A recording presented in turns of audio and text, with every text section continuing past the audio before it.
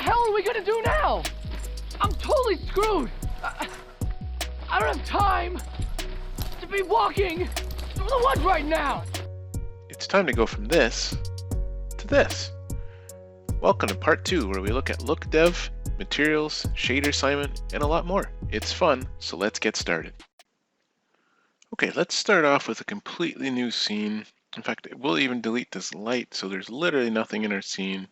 And just like last time, what we're going to do to get this going is we're first going to save this as a new scene. So I'm going to go to that tutorial directory that we've set up here, and I'm going to call this shot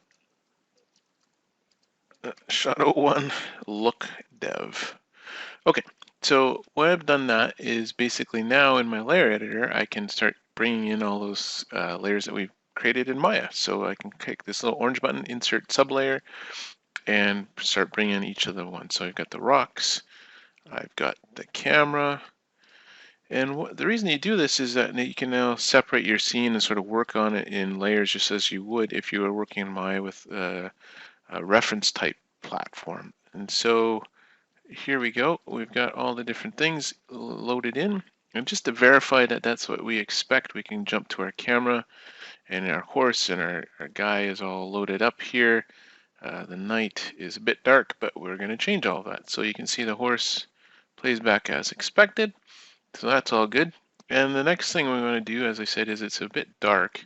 So I'm going to go, either you can do create a light dome light, or you can go into skies here and use our handy tab. So I'm going to just grab this one. And what that'll do is it'll bring in a dome light texture. And so in our stage view, if I look in that and I rotate it in Z, you can start seeing what it's done. And it's actually just to sort of mock up some color in the background to help us out. And eventually I'm going to change that with a different texture that's more foresty than this mountain landscape. And then the next thing I'm going to do is I'm going to switch to my perspective camera. And it's a good habit to do that so that you don't move the camera and sort of set up keys or something that you don't want to. Or you can even go in here and lock the cameras by just clicking the lock icon. It's pretty straightforward. But with all of our things in here, first thing I'm going to do is I'm going to hit save. So our new look dev USD is referencing in all of these USD sublayers. And what I can do is now start working on the shaders. And there's a few different ways we can do that. Many different options, and they're all kind of fun. So let's get started with, maybe we'll work on this tree first. So I'm going to go to this root layer. I'm looking at the tree. And what I'm going to do is, in this case, I'm going to right click on the main tree and edit the layer. So our two options are I can either edit this layer directly and save directly into this USD file, or I can create another layer on top of that and be able to reuse that new layer that we've made in multiple shots.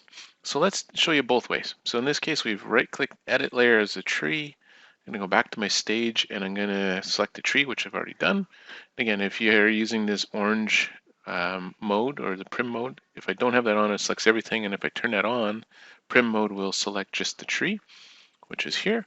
And here's the shader that Maya has given us. And so if I click on that, you actually see the different areas that you're expecting. So let's sort of go over here and look at the tree a little bit closer. Cool. And I'm going to go into my albedo map, and I've got a texture folder that I've made here. And I'm just going to open this up a little bit wider. And so on my albedo map, select, and in it comes. And I'm going to do the same thing for a few of these different things. So already it's starting to look pretty good. And that's the great thing about Omniverse. It's rendering so quickly and such high quality that you get to see stuff really nicely. But if I now want to control the roughness, so let's say I dump the roughness right down to 0 and crank up the specular all the way to 1, and I've got this super crazy plasticky tree, I can put in a roughness map, which I've got right here, tree roughness. And you can just notice it's not doing anything until I start giving the roughness map influence as much or as little as I want. So I can give it like a little bit. And then the difference in this area is going to be controlled by this roughness, right? So you can see those different areas sort of being shiny or not. And this is a really nice way to sort of give some areas wetness and some areas not. So I can crank this up to maybe 0.8. and keep the other one maybe 0.6 or something. And you can play around with these different things, and similar with your metallic maps, etc. And the next thing people normally want to look at is, if we look in closely here, we want to look at adding some normal maps. So you scroll down a little bit further, you'll find the normal section. And it's the very same process. So if I grab a map, add a normal map, and pop it in it comes. Now, the one thing you'll notice is I get this weird banding, and this is because I want to make sure I look at my color space and set that to raw, right? And so in some scenarios you want it in sRGB. In this normal map case, I want this to be in raw, and it looks much nicer. And the other thing is you can't really see it too much. It's kind of, it's there, but it's not like super obvious. So maybe try it like 5 or something. Okay, now it's popping out, but it looks like it would actually look maybe a little bit nicer if I try the opposite direction. So let's try -3. Yeah, so -3 is sort of pushing in the different areas and pulling out the areas that I like. And again, this is all about playing around, and I really only have this dome light, so we'll iterate it back and forth, but that's in a decent spot for now. So I'm going to hit save, file, save, or Control S, and let's try something different. So if we're here and our guy's walking along, maybe we want to work on the night next. And so you can see already you're getting some nice lighting happening, but the night is going to be a different scenario than the tree because he's animated, and I might want to go back to mine and tweak how the cape is animating going through the saddle, or adding a deformer, stuff like that. So what I'm going to do in this scenario is I'm going to go back to my root main layer, set that as the main layer. And in this case, the night, as you can see, the cape here looks pretty good, but I might want to fix it, the fact that it's here, right? And so I'm going to set up a file to control the shaders or the looks for the night that I can then reuse in multiple different scenes. So I'll use this in this shot, but I want to use in shot 2, etc. as well. So if I go to the layer, I'm on the main root layer as my edit node. And this time I'm going to use a create sublayer, and this is going to make a new layer. And I'm going to call this night forest look. Okay, and so what that's going to do is create this new layer here that I can now go and edit the looks of things, and it will be in this USD file that's on disk as a different USD file, right? And what that'll let me do is reuse this USD file for different shots, which is quite nice. So I'm going to right click and make this my edit layer. And let's start working on this. So there's a few different options, and I'll show you a couple, and you'll see what works best for you. So in this case, we'll start with the cape. So the cape actually comes with a shader, and you'll notice if I look closely that the knight himself has red on the arm and red on the cape. And so if I grab the cape and I select just the geo, but if I select the ball, it selects this look, the shader here. And so if I right click and say select bound objects, what that'll do is it'll select all the objects with that shader, and now I can give it whatever I like. So I can go over to my material editor, and here I can, I've got quite a few nice materials already, and you can shop around in here and sort of add stuff. So let's say I want to look at my textiles, and I see some linen and stuff, but I don't really see anything I want necessarily for this. The leather might work well for the saddle, but maybe the cape would be more of a rough kind of cloth.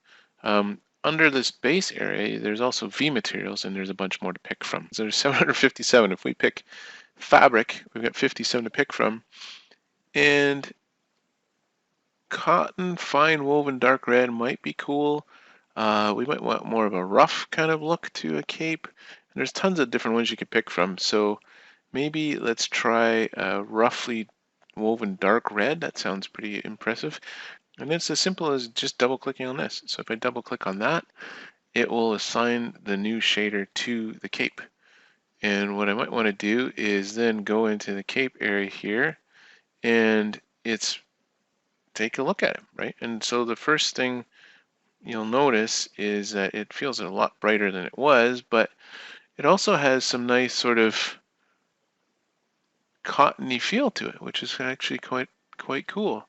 and some nice sheen going on. I don't mind that. Maybe we just want to drop down the color a little bit. So again, you can go on this one. And it's a good habit to give it a name so you remember what this is from. So I'm just going to put in Cape, the end of that name, and the fabric color. I might want to just make it a slight darker, maybe a more orangey red. It's up to you. It's all just sort of playing around and look. And then there looks like a bump factor. I'm going to leave that at 1. Whether I want that bright or dark, we'll probably play as we do some lighting, but it's not feeling terrible for now. It's kind of like a woolen cloak kind of scenario. And we'll do similar for his pants and for other things here. So let's do that for the armor. So if I grab the armor, again, I'm going to grab this shader ball going into the armor, right click, select bound objects, get all of the armor, which is nice. And then let's look under metal. Maybe it's more of an iron. There's tons to pick from here. So V materials are quite nice because they're tuned very well and there's a ton of them. Maybe this sort of scratchy, looks like glossy fingerprint one. Let's try that. So again, I'm just going to double click. Now I could drag it in as well, but I'm just going to double click that. And it's going to select it, and maybe we'll make our viewport a little bit bigger, and you can take a look to see if we like it. And again, if we like it or don't like it, we can always tune it around. If we switch to path trace mode, you'll notice that the armor looks even nicer. And this is because the real-time mode is optimized for speed, and the path trace mode is much closer to a high quality render. And so you can switch back and forth depending on what you want to work on.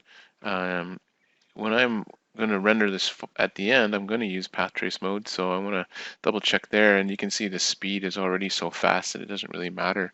It looks pretty good, but the thing I'm starting to notice now is this geometry is sort of very low res, and so what's nice is you can do is you can grab a piece of geo, and instead of clicking the shader ball, I'm going to move down to the properties of the geo, and down here under refinement, you can actually turn this on. We can do a subdivision scheme of Catmull Clark, and you can see it's already rounded out nicely, and maybe I just try this as at a 1.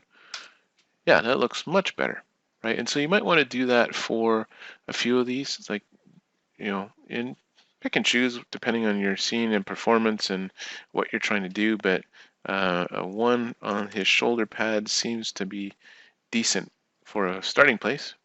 And you can already see he's starting to look a lot better, which is good. So that's using our baked-in materials that you can pick from. But what if you wanted to create your own material? So there's a few different ways you can do that. So let's try using a nice skin shader for his face. So I'm going to grab his head. In this case, it's selecting this top one because there's multiple different things in Maya. So there's a tongue and a skin. So I'm going to grab this skin. Again, grab this one. And then right click and select bound objects. So all the different things with skin are selected now.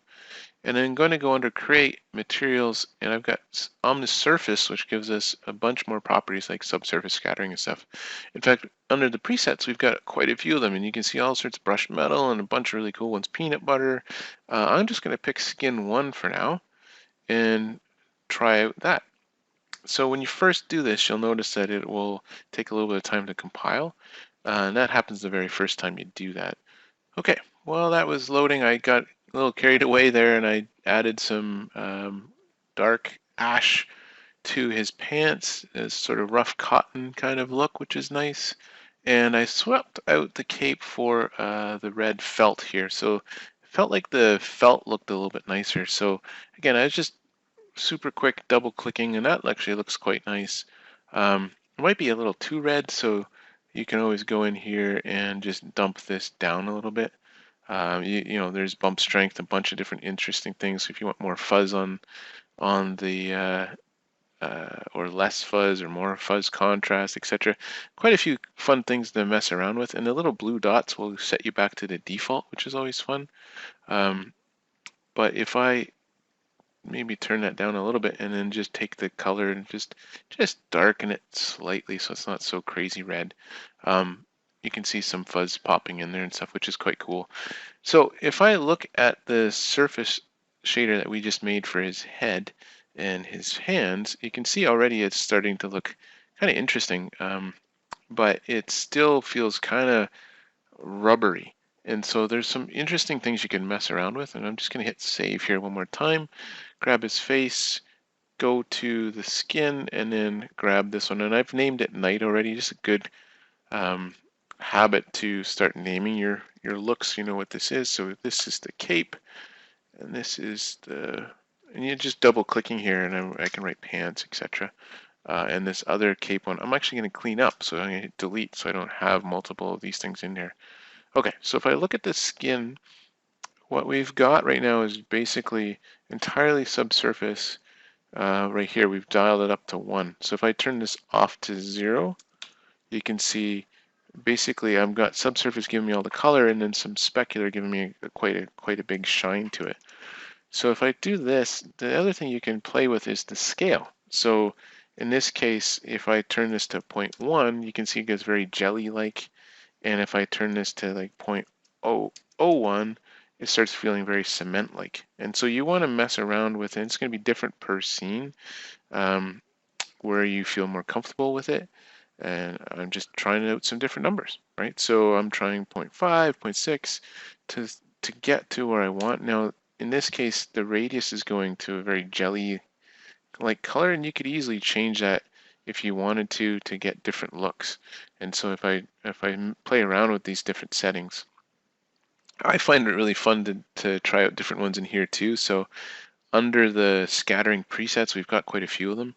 And the chicken, for instance, starts giving you much more of a chickeny kind of color, I guess, raw chicken. And if I do maybe a scale of, yeah, even the default scale, 0.01 is already starting to feel pretty good. So again, you want to play with different settings until you're happy with what you want it to look like.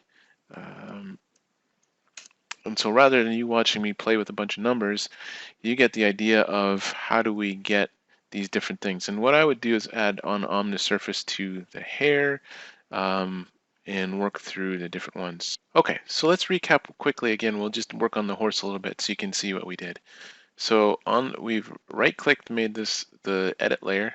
I'm going to create a new sublayer, and I'm going to call this the horse forest look, just to be consistent. There's my horse forest look. I'm going to go here, click on it, right click, and set that to my edit layer. So now I'm going to change the settings on the horse. I've got a few different options. I can click on the area, dig into the buckles, and I can go in my base or my V materials. So let's go to my V materials on metals. There are a ton of metals in here, and try to pick something that looks nice for the horse buckle. So maybe a little tiny bit of scratching, but nothing too crazy. And in this case, I'm just going to grab it, drag and drop onto the buckles, and I'm going to say create, and it will make those buckles nice and shiny. And I'm going to do the same thing for here. So in this case, what I can do is, rather than clicking on it, I can just go here and search for gold and click there. I can now work my way around the horse, checking on different areas like that. Like the stirrup we could do as well. So you could go in here, buckles, just click on this arrow, type in gold, pick it. There we go. So that's one way to work on it. The second way you could work on it is I could select the reins or any of these things. So let's go here, pick the reins, go to a fabric and pick like a leather. In fact, I think in the base area, I remember seeing the leather under here. So this leather one we talked about. So I've got this selected. I can simply just double click on this to create the leather, and it pops in. Or I can go on to the name here and click down and type in leather. And because we've just made it, it will be there, and I can add it to each of the rein areas. So there we go. And the next thing you might find is that the leather looks nice and crackled and sort of leathery, which is what you're expecting. It looks like I missed this reins one here. So let's quickly make that one the leather. But we might find that we want to increase the normal map a bit, so I can click the shader, go down to the normal area, and maybe turn this up to 5 and get a bit more. If we're zoomed out a bit, that probably looks nicer, something like that. Okay, so that's how we would handle that. And then for the horse, the last thing I wanted to show you with the subsurface is you can create your own colors. So rather than the skin color that we've got going on him, and we would tune that a little bit more, is on the horse, we can select the horse, select the shader, and add stuff here, or we can select the horse, body mesh, create material preset, and you can pick anything you want if you like, or we can make our own. So why don't we go straight for OmniSurface here, and then we can start making our own here. So in the color field, I can add my color map, which I've got my horse color. Here we go. So there's a horse. Now he's pretty shiny. So I would drop this down and play with making it a little bit more rough, obviously. Something like that. We could also go to the subsurface, turn it on. If I turn this all the way up to 1, and I pick something that I can see, like a chicken, we can control the scale so we're happy. So this scale of 1 is a bit too jelly-like. So if I go to 0.01, that already feels a lot better. Let's try 0.01. 1.5. I'm going to play with this a bit more, but that feels like pretty decent. I might want to have more rubbery, sort of meaty kind of color coming through. And again, you want to play with this as you want, but rather than the chicken color, of course, we want it to be more of a horse color. So what I'm trying to do is make his ears kind of go a bit clearer and red, and his lips and his nostril, but sort of have the meat area somewhere else. So in my OmniSurface, I'm just going to name this horse so we don't forget. OmniSurface horse. Then I'm going to go back to my subsurface part where it is here, and instead of chicken, I'm going to pick custom colors. So way at the bottom, you can pick scattering colors custom, and I can put my own image in here. So I'm going to pick my subsurface one that I've made and put that in there, and you get the nice lip color and stuff. And then in the radius one, I'm going to give it more of a reddish meat kind of color. And really, depending on where you put this color, you're going to have to play with your scaler and just tune it until you're happy with it. And so that's an interesting effect where you can play with this to get the darkness of the red where you like it. Obviously this is too much, so I would bring this back by quite a bit. But play with the different numbers so you get just a little bit of that going on, and then mess with how much do you see it in the ear and stuff like that. So rather than watching me play with numbers, why don't I quickly load up a scene where I've tuned a bunch of these things and you can see the difference. Okay, so as you can see in this scene, and let's just switch to the perspective view again so you can get a better view of what we've done here. We've tuned a bunch of stuff, right? So we've gone through that same process and we've tuned in just making the horse feel like it's got a bit more pink and yellow in it. The tongue is made from the chicken preset. The teeth are different versions of that, and we've just sort of added in different materials and tuned it along the way. And then as we sort of worked with it, I decided to make the nose piece a different color and this sort of cloth area a different color. And in that scenario, I had to go back to Maya and actually separate that out and then save it back in. So it's important to sort of be able to control and mess with it. And as you can see in the layer here is we've got different look devs. So I've got lighting and trees and stuff. The horse shot I actually combined within this prepped one. There's several different ones, and I've got looks, etc. And so very similar to what we've just done. But once you start tuning the lighting and the looks and everything, it comes together quite nicely. And so in the next tutorial, what we're going to do is look at set dressing. So this scene feels quite empty, of course. We've got a big white ground and we've got some trees in the background that I started to put in. And I'll show you how to put those in plus fill in the entire area really quickly. That's actually a ton of fun as well. So it's pretty straightforward, and we'll be using some new tools with the paintbrush, etc. So yeah, tune in for that one and we'll see you there. All right, thanks.